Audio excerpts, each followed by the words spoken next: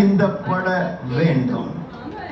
நான் சொல்லுகிறேன், அகில உலகத்தில் இருக்கிற அத்தனை மனிதனுடைய பாவத்தையும் நிவர்த்தி செய்யும்படியாக தேவாதி தேவனுடைய ரத்தம் 2000 ஆண்டுகளுக்கு முன்பாக கல்வாரி சிலுவையில சிந்தப்பட்டபடியினால் இந்த உலகத்தில் இருக்கிற அத்தனை பேருக்கும் மன்னிப்பை கர்த்தர் அவைலபிள் ஆக்கி வச்சுட்டார்.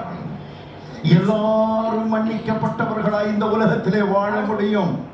குற்ற மனசாட்சியோடு வாழ வேண்டிய அவசியமில்லை.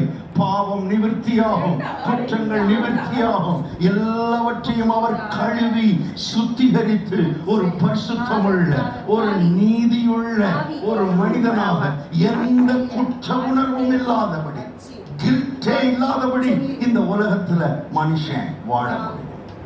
ஆமென். என இயேசு ரத்தம் சிந்தி விட்டார். இப்ப அதோட நியாய பிரமாணத்தின்படி கொஞ்சம் குறைய எல்லாம் ரத்தத்தினாலே என்ன செய்யப்படும்? சுத்திகரிக்கும். சோ நியாய பிரமாணத்துல என்ன சொன்னன்றத லேசா ஒரு ஒரு ஒரு கிளிம்ஸ் உங்களுக்கு காண்பிக்க விரும்புறேன். திருப்புங்க லேவியராகமத்தின் புஸ்தகம் 16ஆம் அதிகாரம்.